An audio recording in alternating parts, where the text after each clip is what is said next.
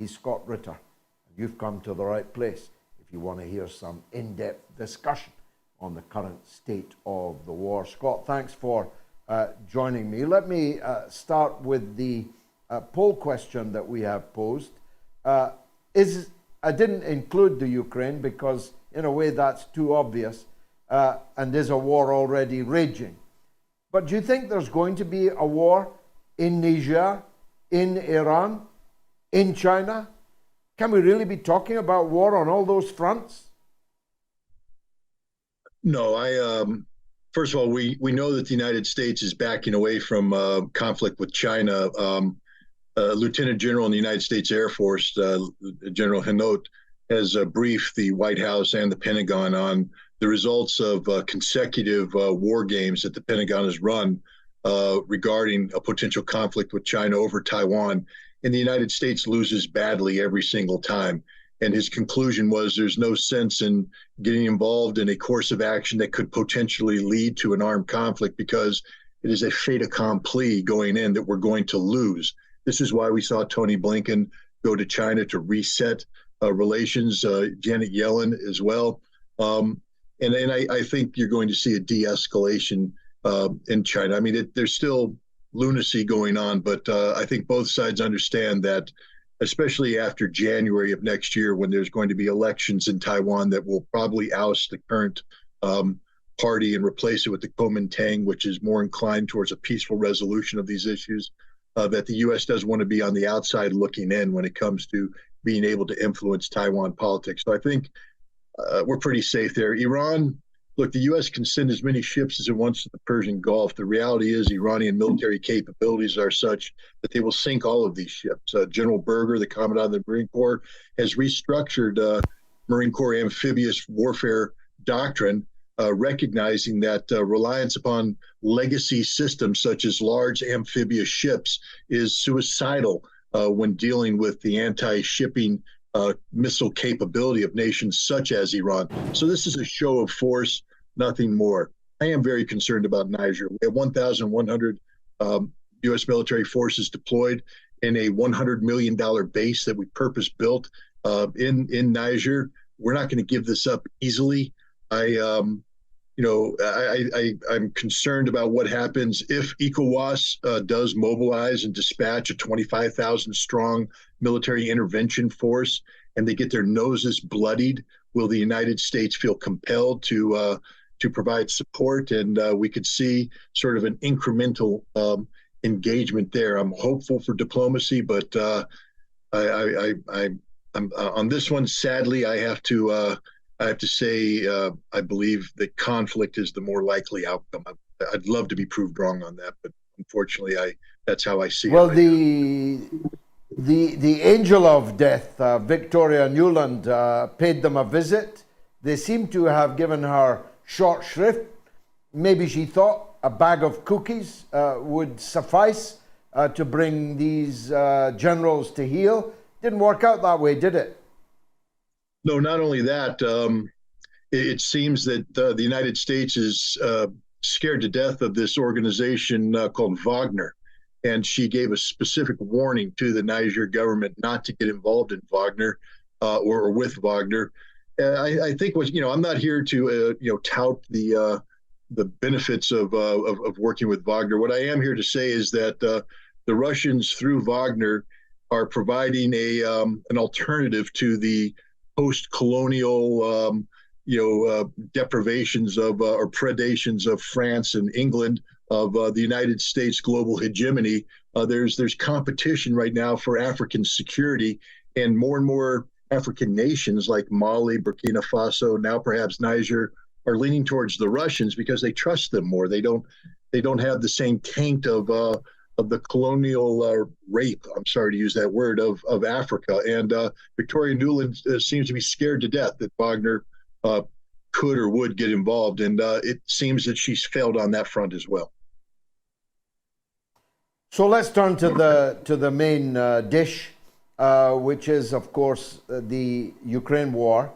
I wanted to ask you about the war of words issue, that the mass of the people are being fed a daily diet, still, even now, that Ukraine is winning the war, that the Russian military is decrepit and running out of this and that, cannibalizing washing machines, and Ukrainian women are bringing down Russian ordnance via tins of tomatoes thrown out of their windows, and all of this bilge. But in the heavyweight newspapers, in the New York Times, the Washington Post, the Times, the Telegraph in London, they're actually inching closer towards the truth that Ukraine has comprehensively lost this war, and the only question now is how far the Russians are going to go. How is the public going to be, as it were, led from one of these positions to the other?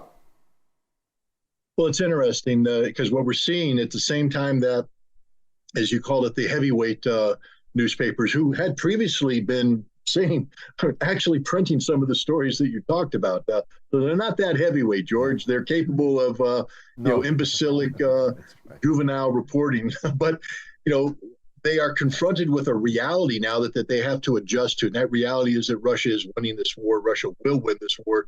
The Ukraine's defeat will be strategic in nature, comprehensive in nature. So at the same time they're doing this, though, we have Tony Blinken and we have Joe Biden saying Putin has lost this war. Russia has lost this war. It seems nonsensical to have the simultaneous broadcasting of what appears to be contradictory messages, but they're not. Because you have to put this in perspective of what just transpired in Jeddah, Saudi Arabia last week, where I think 40 nations came together to talk about Zelensky's 10-point peace plan. Of course, it's 10 points that require Russia to surrender, turn over to Putin, the war crimes, to give up Crimea, give up territory, et cetera, et cetera, et cetera. None of these 10 points will ever be implemented. And this is the reality that Ukraine was confronted with by the rest of the world, who said, now you're really going to have to start thinking about accepting reality, give up this territory that Russia's already occupied. It might not ever be a member of NATO. There, things are like that. How do you get the United States, because this is a political question, how do you get the American people to accept the inevitability of a negotiated settlement? It can't be because Russia won. It has to be because Russia lost. I know it sounds silly, but if we convince the American people that an eventual negotiated settlement, even if Zelensky gets none of the 10 points, is because Russia was compelled to come to the table to accept these terms, the American people, trust me, are dumb enough to believe this and say, yeah, look how good we were. We compelled Russia to come to the table and accept these terms. But the reality is Russia is defeating the Ukrainian military, defeating NATO, and it's NATO and the United States that are coming to the table. They're going to bring Ukraine with them. But it's going to be spun, because it's all about spinning this. It's going to be spun that Russia lost this war. Russia realized it couldn't continue this war, so Russia accepted peace terms. But look at the peace terms. It's everything that Russia is going to be demanding. And again, if Ukraine doesn't bend on this war will continue. And as you said, Ukraine will lose more. And I think that's going to be the culminating point. When the military collapses, when the air defense collapses, when it becomes clear that if Ukraine continues the conflict, it will lose significantly more territory. That's when I think you're going to see Ukraine flip and accept peace terms that Russia is demanding, but it will be spun that Russia lost this war. Unless, of course, Zelensky is removed from office before that. I've asked you this before, but the more I look at the appalling losses of the Ukrainian armed forces and the extreme difficulty they are now having in drafting off the street, press ganging, and drafting even physically and mentally disabled people and sending them to the front, the more I look at that, the more it seems to me inevitable, certainly in other parts of the world at other times, where a class of military officers say, we can't do this anymore. And if the politicians insist that we do, we'll have to change the politicians. I ask you again, you said no last time, but have you changed your mind at all on that? Might there be a removal of Zelensky from office? Politico ran an article that hypothesized that, but it said, what happens if Russia removes Zelensky from office? I don't think Russia's going to be moving Zelensky from office. Zelensky is the best weapon they ever had. His incompetence has facilitated the scope and scale of the Russian victory. But you are right. We could be reaching a Kerensky 1917 moment where the military just says, we're done. We're putting down our weapons. We're moving to Kiev to get rid of the government that's forcing this down our throat. And the more these brigades get destroyed, the more the desperation becomes apparent to all parties involved, the more likely that outcome is. And that's problematic, though, for all parties except the military, because remember, we preface this by talking about the absolute reality of a negotiated settlement. There will be a negotiated end to this war. Russia doesn't want to occupy. Right? They don't have the force structure to do that right now. It's not their goal. It's not their objective. They want the war to end on their terms, a negotiated settlement.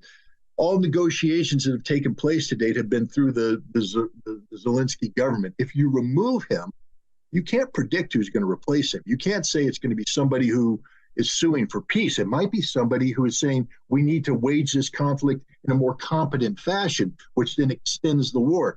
So I don't think either Russia or the collective West would stand by idly while a Ukrainian military. I don't know what's happened. No. Everything just went black.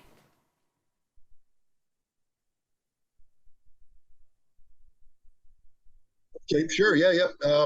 So I'm concerned about Zelensky's future, to be honest, because I think that the fastest pathway to peace is to keep Zelensky in power, because he has defined the four corners of involvement. To look at his desperation, he came out of, they came out of Jeddah, Saudi Arabia, and he was briefed by his diplomats on what the rest of the world was saying.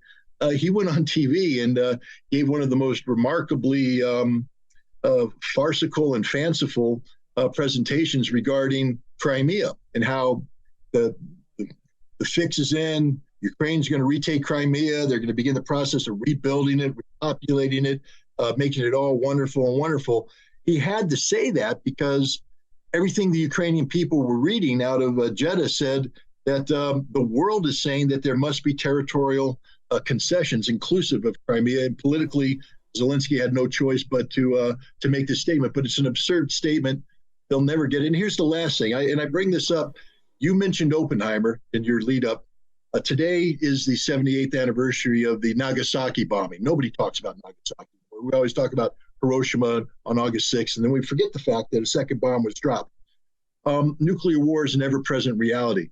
And for those people who say, hey, it's okay for Ukraine to want to get back Crimea and it's good for the West to try and empower that, what you're saying is you want to die, because Crimea is Russia. And if anything happens that made a Ukrainian victory over Crimea possible, there's a 100% certainty that Russia would use nuclear weapons, and then we're all going to die. So if you say we need to help Ukraine win this conflict by retaking Crimea, what you're really saying is, I want to commit suicide, because that's the end result. You'll be dead. We'll all be dead.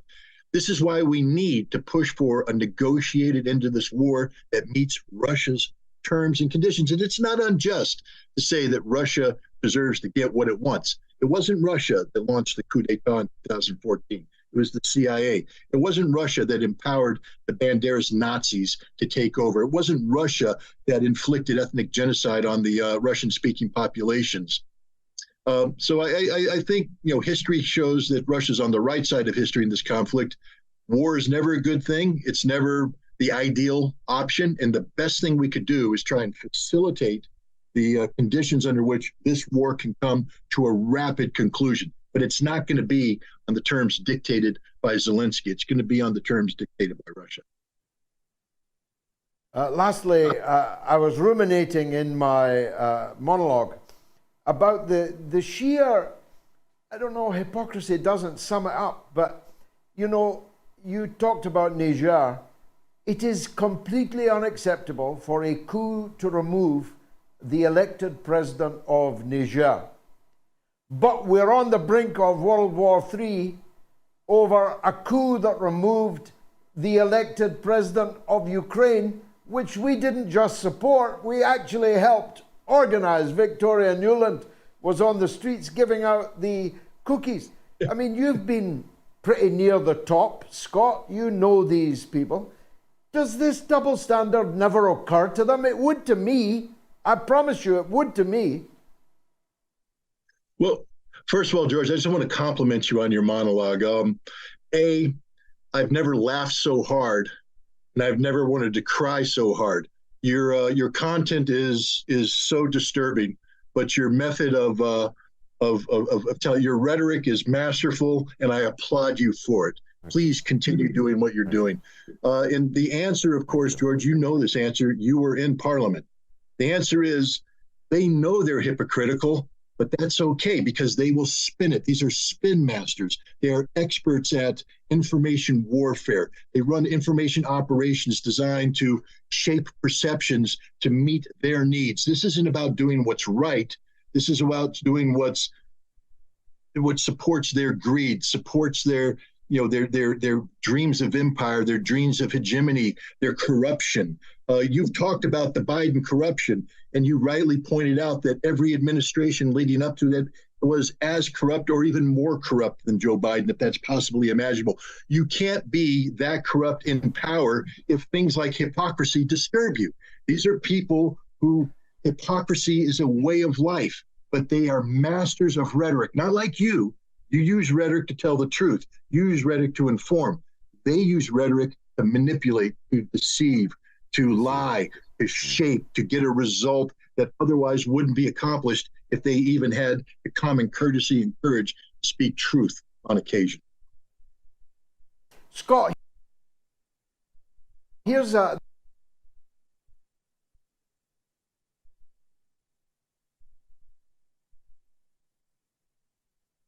I missed that question. If you could repeat it, we had a technical glitch, I think, a hiccup.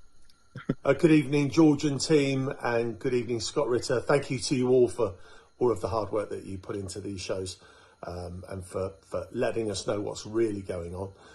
Message to Scott. My question is, America spent $877 billion on the military, on their military last year. My question is, why are they running out of weapons, and why are they so slow to manufacturing new weapons or replacement weapons when they're chucking that much money at the military? Where's all the money going? Scott, it's a good question, isn't it?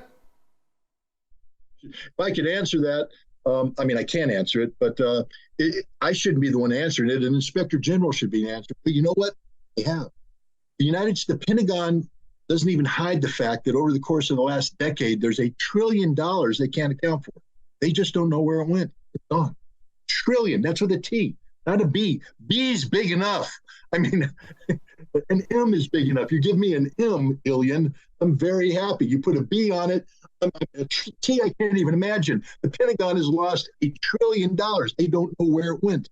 Look, the United States budget isn't about national security. That's the first thing people have to understand. The United States budget is about greed. It's about corruption. We don't build weapons that are designed to help the service members prevail in combat. We build weapons to keep the manufacturers of weapons in their luxury apartments, in their big cars, in their vacation getaways. That's what it's all about.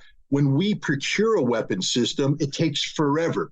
They bid low. As they go in, it gets changed. It's a game that's played with Congress. Congress knows this. They accept the low bid, and then they accept the contract extensions because the contract extensions are tied to factories in their jurisdictions where jobs are. More money is pouring into their jurisdiction. It is a grift on the American taxpayer to take money from the American taxpayer and use it as a jobs program to enhance the political viability of these candidates. They will never change this because this is how they stay in power.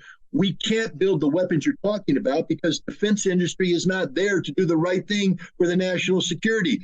They can't make money building artillery shells for Ukraine because it would require them to capitalize new production lines, and they don't want to do that. They don't want to do that unless there's a big contract that they can stretch out, stand as part of a program to grift, to steal, to deceive the American taxpayer. The Pentagon's budget is a criminal enterprise. Look, the honest to God fact is that we could slash easily $400 billion from the Pentagon's budget and have a stronger military today than the one that we exist. The reality is, the bigger the budget is, the weaker America becomes, because the more it becomes about enriching defense industry and the less it becomes about doing what's right for the Marine, the soldier, the sailor, the airman, for the American people. This is one of the biggest criminal enterprises that has ever existed on the planet. But there it is, right in front of you. I wish I could say something different.